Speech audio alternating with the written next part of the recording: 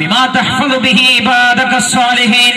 അതല്ല നാളെ എന്നെ ജീവിക്കാൻ നീ അനുവദിക്കുകയാണെങ്കിൽ നിന്റെ സത്യസന്ധരായ ആളുകളുടെ ആത്മാവിനെ സൂക്ഷിക്കുന്ന കൂട്ടത്തിൽ നീ എന്നെയും സൂക്ഷിക്കണേ റബ്ബേ. ഇത് പറഞ്ഞുകൊണ്ട് കിടന്നുറങ്ങണം. മഹാനായ നബിയുനാ റസൂലുള്ളാഹി സ്വല്ലല്ലാഹു അലൈഹി വസല്ലം തങ്ങൾ പഠിപ്പിക്കുകയാണ്, മറ്റൊന്ന് ഉറക്കത്തിൽ നിന്ന് എഴുന്നേൽക്കുന്ന സമയമാണ്. രാവിലെ ഉറക്കത്തിൽ നിന്ന് എഴുന്നേൽക്കാൻ സൗഭാഗ്യമുണ്ടായാൽ ഒരാൾ പറയണം, അൽഹംദുലില്ലാഹില്ലദീ അഹ്യാനീ ബഅദമാ അമാതനീ വഇലൈഹിൻ നശൂർ. ഒരു മരണത്തിൽ നിന്ന് എന്നെ രണ്ടാമത് ജീവിപ്പിച്ച റബ്ബേ, അൽഹംദുലില്ലാഹില്ലദീ അഹ്യാനീ ബഅദമാ അമാതനീ, എന്നെ മരിപ്പിച്ചതിന് ശേഷം എന്നെ ജീവിപ്പിച്ച റബ്ബേ നിനക്ക് സ്തുതി എന്ന് പറഞ്ഞുകൊണ്ട് എഴുന്നേൽക്കണം. അപ്പൊ ഒന്ന് രാത്രി കിടന്നുറങ്ങുന്ന സമയത്ത് മരണത്തെ ഓർക്കണം, രാവിലെ എഴുന്നേൽക്കുന്ന സമയത്ത് മരണത്തെ കുറിച്ച് ഓർത്തുകൊണ്ടാണ് എഴുന്നേൽക്കേണ്ടതെന്ന് ഹബീബായ നബിയുനാ മുഹമ്മദ് മുസ്തഫ സല്ലല്ലാഹു അലൈഹി വസല്ലം. ഇൽമു പഠിക്കുന്ന വിദ്യാർത്ഥികളല്ലാത്തവർക്കെല്ലാം മരണത്തെ ഓർത്തുകൊണ്ടിരിക്കൽ സുന്നത്താണ്. മഹദിയ ആയിഷ റളിയല്ലാഹു അൻഹ ഹബീബായ നബിയുനാ മുഹമ്മദ് മുസ്തഫ സല്ലല്ലാഹു അലൈഹി വസല്ലം തങ്ങളോട് ചോദിക്കുകയാണ്, യാ റസൂലല്ലാഹ്, അല്ലാഹുവിന്റെ ഹബീബേ, ഹൽ യുഹ്ശറു മഅശ് ശുഹദാഇ അഹദുൻ, ഹൽ യുഹ്ശറു മഅശ് ശുഹദാഇ അഹദുൻ യാ റസൂലല്ലാഹ്. ഹബീബായ നബിയേ, ശുഹദാക്കളോടുകൂടെ അല്ലാഹുവിന്റെ മാർഗത്തിൽ ധർമ്മസമരം ചെയ്ത ഷഹീദായവരോടുകൂടെ നാളെ മഹ്ശറയിൽ ആരെങ്കിലും ഒരുമിച്ച് കൂട്ടപ്പെടുമോ നബിയെ? ഹബീബായ നബി പറഞ്ഞു, ഖാല നഅം. റസൂലുള്ളാഹി പറഞ്ഞു, അതെ, ഒരു വിഭാഗം ആളുകൾ ശുഹദാക്കളോടുകൂടെ ഒരുമിച്ച് കൂട്ടപ്പെടും. ആരാണതെന്നറിയുമോ? മയ്യദ്കുറുൽ മൗത ഫിൽ യൗമി വൽ ലൈല 20 മറ. ഒരു ദിവസത്തിൽ 20 തവണ മരണത്തെ ഓർക്കുന്നവർക്ക് ശുഹദാക്കളുടെ കൂടെയാണ് അവരുടെ സ്ഥാനമെന്ന് ഹബീബായ നബിയുനാ മുഹമ്മദ് മുസ്തഫ സല്ലല്ലാഹു അലൈഹി വസല്ലം. മഹാനായ ഇബ്നു ഉമർ റളിയല്ലാഹു അൻഹു ഉദ്ധരിക്കുന്ന ഹദീസ്, അതൈതു നബിയ സല്ലല്ലാഹു അലൈഹി വസല്ലം 10 ആളുകളുടെ കൂട്ടത്തിലായി ഞാനും റസൂലുള്ളാഹിന്റെ ഹദ്റത്തിലേക്ക് ചെന്നു. ഫഖാല റജുലുൻ മിനൽ അൻസാർ. അപ്പോൾ ആ കൂട്ടത്തിൽ ഉണ്ടായിരുന്ന അൻസാരികളിൽപ്പെട്ട ഒരു സഹാബി ഹബീബായ നബിയോട് ചോദിച്ചു, മൻ അഖിയസുൻ നാസ് വ അക്റമുൻ നാസ് യാ റസൂലല്ലാഹ്. ഹബീബായ നബിയെ, ജനങ്ങളിൽ ഏറ്റവും ബുദ്ധിമാൻ ആരാണ് നബി എന്ന് ചോദിച്ചു. ഖാല, ഹബീബായ നബി പറഞ്ഞു, അക്തറുഹും ദിക്റൻ ലിൽ മൗത്ത്. ജനങ്ങളിലെ ഏറ്റവും വലിയ ബുദ്ധിമാൻ എന്ന് പറയുന്നത് കൂടുതൽ മരണത്തെ കുറിച്ച് ഓർക്കുന്ന ആളുകളാണ്. വഅശദ്ദുഹും ഇസ്തിഅദാദൻ ലഹ്. മരണത്തിന് വേണ്ടി, മരണശേഷമുള്ള ജീവിതത്തിന് വേണ്ടി തയ്യാറെടുക്കുകയും ചെയ്യുന്നവരാണെന്ന് ഹബീബായ നബിയുനാ മുഹമ്മദ് മുസ്തഫ അലൈഹി വസല്ലം. നമ്മുടെ പൂർവികന്മാർ ഈ വിഷയത്തിൽ വളരെ ശ്രദ്ധയുള്ളവരായിരുന്നു. എന്റെ പ്രിയപ്പെട്ട സഹോദര, എന്തിനേറെ ഇസ്ലാമിന്റെ ഒന്നാമത്തെ ഖലീഫ ഹബീബായ നബിയുനാ മുഹമ്മദ് മുസ്തഫ സല്ലല്ലാഹു അലൈഹി വസല്ലം തങ്ങൾ, അബൂബക്കറും ഫിൽ ജന്ന, എന്റെ പ്രിയപ്പെട്ട അബൂബക്കറിന്റെ കൂടെ സ്വർഗ്ഗത്തിലാണെന്ന് ഹബീബായ റസൂലുള്ളാഹ് നേരത്തെ സന്തോഷ വാർത്ത അറിയിച്ച ആളാണ്. മഹാനായ സിദ്ദീഖ് റളിയല്ലാഹു അൻഹു മരണത്തെ ഓർത്തുകൊണ്ട് പൊട്ടി പൊട്ടി കരയാറുണ്ടായിരുന്നവത്രേ. കുല്ലു ഇംറിഇൻ മുസബ്ബഹുൻ ഫീ അഹ്ലിഹി വൽ മൗതു അദ്നാ മിൻ ശിറാകി നഅലിഹി. ഈ പദ്യം ഇങ്ങനെ ആലപിച്ചുകൊണ്ട് മഹാനായ സിദ്ദീഖുൽ അക്ബർ റളിയല്ലാഹു അൻഹു കരയാറുണ്ടായിരുന്നവത്രേ. കുല്ലു ഇംറിഇൻ മുസബ്ബഹുൻ ഫീ അഹ്ലിഹി. ഓരോരുത്തരും തങ്ങളുടെ കുടുംബക്കാരോടുകൂടെ, മക്കളോടുകൂടെ, ഭാര്യമാരോടുകൂടെ സുഖസമ്പൂർണമായി ജീവിച്ചുകൊണ്ടിരിക്കുകയാണ്. എന്നാൽ വൽ മൗതു അദ്നാ മിൻ ശിറാകി നഅലിഹി.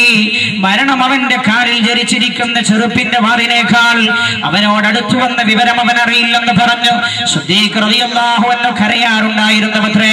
ഇസ്ലാമിന്റെ രണ്ടാമത്തെ ധരാളി സയ്യിദുനാ ഉമർ ഇബ്നുൽ ഖത്താബ് റളിയല്ലാഹു അൻഹു, മഹാനായ സയ്യിദുനാ ഉമർ ഇബ്നുൽ ഖത്താബ് റളിയല്ലാഹു അൻഹു ദർസബാന ഉമർ ഹഖ ഇസ്ലാമസ്ത് ദർദസ്ത ഉമർ സൈഫ ഇസ്ലാമസ്ത്. അല്ലാഹു സുബ്ഹാനഹു വ തആല ഇസ്ലാമിനെ ശക്തിപ്പെടുത്തിയത് സയ്യിദുനാ ഉമർ റളിയല്ലാഹു അൻഹുവിലൂടെയാണ്.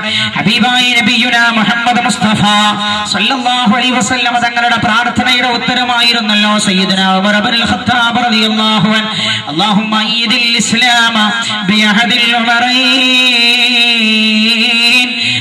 ഖാലിദ് മരണെ കൊണ്ട് ഇസ്ലാമിനെ നീ ശക്തിപ്പെടുത്തണേ എന്ന് റസൂലുള്ളാഹിന്റെ പ്രാർത്ഥനയുടെ ഉത്തരമായിരുന്നു സയ്യിദുനാ ഉമർ ഇബ്നുൽ ഖത്താബ് റളിയല്ലാഹു അൻഹു.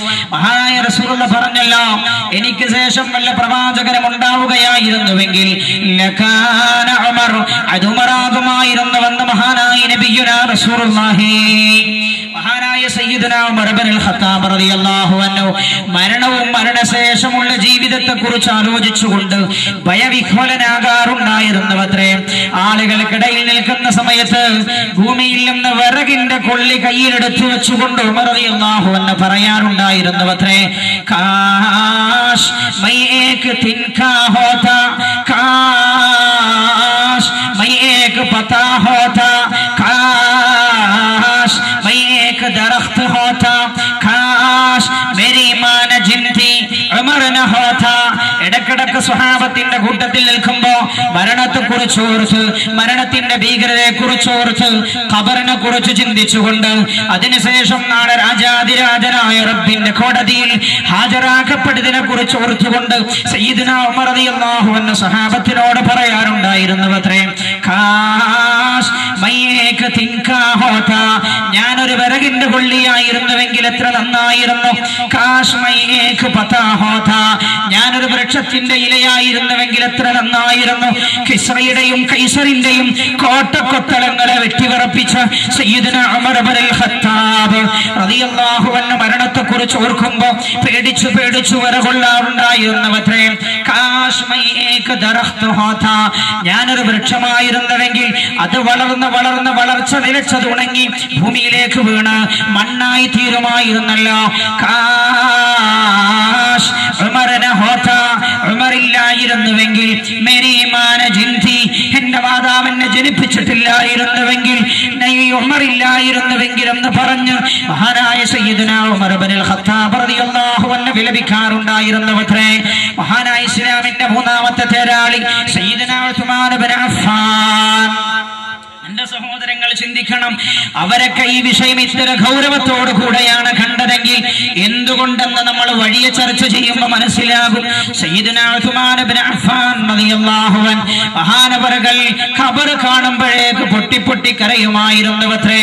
കണ്ണിലൂടെ കണ്ണുനീരൊലിച്ച് കണ്ണിന്റെ രണ്ട് ഭാഗങ്ങളിലും കവളിന്റെ രണ്ട് ഭാഗങ്ങളിലും തടങ്ങളായി മാറിയിരുന്നുവെന്ന്, കണ്ടടങ്ങൾ ഉണ്ടായിരുന്നു. കണ്ണുനീർ ചാലിട്ടൊഴുകിയത് കാരണം അവിടെ അടയാളം ഉണ്ടായിരുന്നുവെന്ന് രേഖപ്പെട്ട് കിടക്കുകയാണ് മഹാനവറുകളുടെ ചരിത്രത്തിൽ. ആളുകൾ ചോദിച്ചു ഉസ്മാനോട്, ഉസ്മാനെ, നിങ്ങൾ നരകത്തെ കുറിച്ച് പറയുമ്പോ കരയുന്നില്ലല്ലോ, ഇത്രമാത്രം നിങ്ങൾ ഇത്രമാത്രം പേടിക്കുന്നില്ലല്ലോ.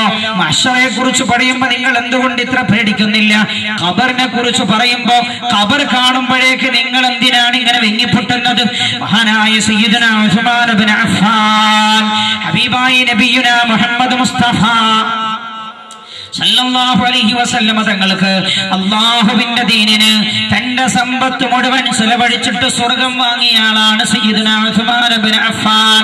പരിശുദ്ധ ഖുർആൻ അല്ലാഹുവിന്റെ കലാമ പാരായണം ചെയ്തുകൊണ്ടിരിക്കുമ്പോഴാണ് മഹാനവറുകൾക്ക് വെട്ടേൽക്കുന്നത്. പരിശുദ്ധ ഖുർആനിലേക്ക് മഹാനവറുകളുടെ രക്തം ഉറ്റു വീണിട്ടുണ്ട്.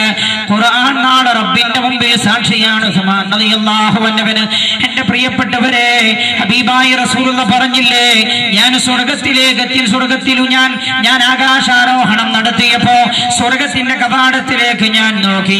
സ്വർഗത്തിന്റെ കവാടത്തിൽ മക്തൂബം ബിസ്മി ഉസ്മാൻ, എന്റെ ഉസ്മാന്റെ പേരവിടെ രേഖപ്പെട്ട് കിടക്കുന്നുവെന്ന് മഹാനായ നബിയുനാ മുഹമ്മദ് മുസ്തഫ സല്ലല്ലാഹു അലൈഹി വസല്ലം. ഈ ഉസ്മാനാണ് ഖബർ കാണുമ്പോഴേക്ക് പൊട്ടിക്കരഞ്ഞത്. ആളുകൾ ചോദിച്ചു, നിങ്ങൾ എന്തിനാ ഖബർ കാണുമ്പോഴേക്ക് ഇങ്ങനെ ബേജാറാകുന്നത്?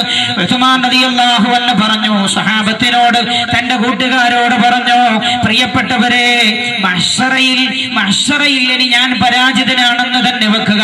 മഹ്ശറയിൽ ഞാൻ ഒറ്റക്കല്ല ഉണ്ടാവുക, എന്റെ കൂടെ മറ്റുള്ളവരുണ്ടാകും. ഇനി ഞാൻ ഹിസാബ് കഴിഞ്ഞ് നരകത്തിൽ പോയെന്ന് വെക്കുക.